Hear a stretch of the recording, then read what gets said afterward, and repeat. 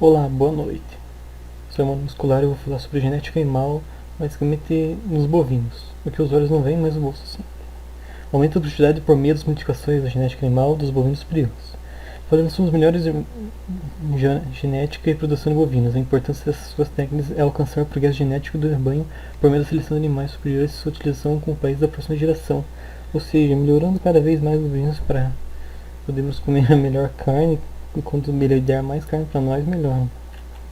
O que é genética? Por que ela é importante? Como sabemos, o sucesso da produção pecuária depende de alguns pilares fundamentais, como sanidade, reprodução, nutrição, ambiente e, por fim, mas não menos importante, genética. Vai entender que a genética é o jeito mais simples de observar o desempenho de animais contemporâneos nascidos na mesma época, que têm acesso aos mesmos processos de criação. Ou seja, a gente pega estudo genética, consegue transformar ela por meio de vários tempos ao longo dos tempos passando e vamos estudando cada vez mais mudando. Casos estão fazendo com bovinos. Na fazenda Boa Esperança, da Dona Irene, em Minas Gerais, por exemplo, existiam duas vacas holandesas em lactação que chamavam sua atenção, a Dandara e a Emília. Ambas nasceram no mesmo dia e foram criadas sob as mesmas condições. As duas recebiam suplementação, estavam com saúde ideal e tinham acesso a sombra e água de qualidade.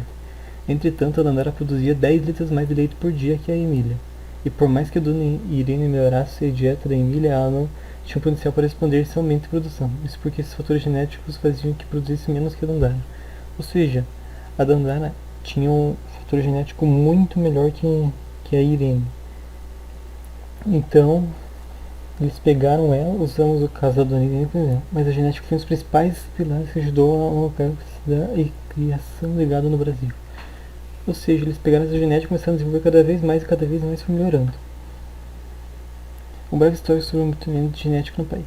Um dos primeiros passos importantes para melhorar a base genética nacional foi a importação de zebuínos na Índia da espécie Bus taurus indicus. Como sabemos, a Índia é onde existe mais gado no mundo. Pelo fato de eles não comerem gado, existem milhares porque eles se multiplicam e eles não matam. Representados principalmente pelas raças Gir, Buzer e Nelã. Os bovinos que estavam no Brasil antes do zebu eram de origem ibérica e tinham força do trabalho, mas não tinham potencial produtivo. Assim como a população e o consumo crescendo, a demanda por animais com exclusivo fez com que os zebuínos começassem a ser trazidos para o Brasil. Essas transformações na base genética foram primordiais para a evolução do rebanho brasileiro, devido à adaptabilidade do gado zebu às condições do clima e solos brasileiros. Ou seja, praticamente todos os gados que tem aqui no Brasil são exportados. Claro que tem alguns em particular, mas são bem peculiares. A partir de então, os animais da raça Nelore, que tinham a melhor adaptação para a produção de carne, foram reproduzindo. Com o passar do tempo, o rebanho nacional foi desenvolvendo até se tornar o que é hoje, com aproximadamente 80% de Nelore em sua composição. Ou seja, imagina 80% de Nelore com a melhor carne. Então a genética desse animal está muito superior do que ele já era antigamente. Como continuar melhorando a genética no rebanho? Existem duas maneiras básicas para o criador promover o melhoramento genético do próprio rebanho de maneira objetiva e direcionada. A primeira delas é a seleção, que consiste na escolha de menores bovinos, que serão os pais da próxima geração e, portanto, passarão seus genes à frente. Ou seja, Charles Darwin, né? Onde ele pegar o caso das girafas, que é o mais clássico, que as girafas que eram mais pequenas morriam e as que eram mais altas sobreviviam porque conseguiam alcançar as árvores mais altas e sim conseguiam comer. Levando em consideração o exemplo da Dona Irene, provavelmente ela colocar a vaca que produz mais leite de produção, obviamente. A segunda consiste no cruzamento entre indivíduos de diferentes raças. Dessa forma, as características de duas raças se complementam. E o ganho genético é muito maior, por isso muitos produtores fazem o cruzamento entre animais zebuínos e animais europeus. Mercado genético no Brasil. A maneira mais eficiente e rápida de transmitir os genes superiores entre gerações e acelerar o melhoramento genético é por meio da inseminação artificial, que é muito simples até, que a gente pega... Eu já vi casos onde a gente pega uma... né, se fosse um tubo e ele bota o sêmen do gado, né, e é caro para comprar, dependendo da genética do boi, e daí se aplica na vaca.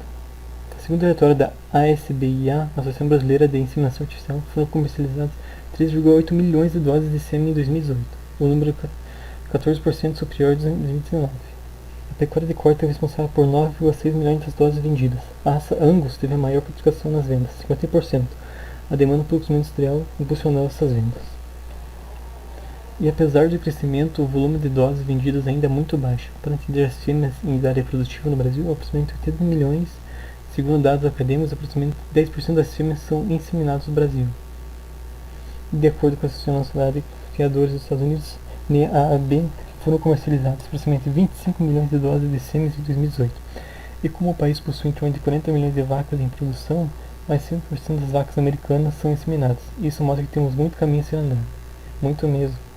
100% das vacas americanas são as vacas que não têm a melhor genética. A gente tem que procurar a melhor genética e fazer ele melhorar.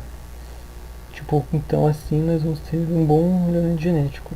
Para assim termos as melhores bois, melhor carne. Mas é claro que a genética de animais não precisa ser muito estudada. Muitos aspectos devem ser questionados e não devem ser gerados como super animais bombados. Como super animais bombados, feitos só para abate, para fornecer quantidades absurdas de carnes, que eu acho muito cruel. Eu acredito que todos deveriam pensar da melhor forma possível para o animal e para nós. Que não adianta você criar um melhor genético e ter um boi que parece sei lá, um rinoceronte assim.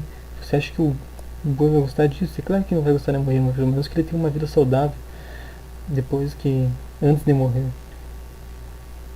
Esse é o link que eu vou deixar aí embaixo. Fim.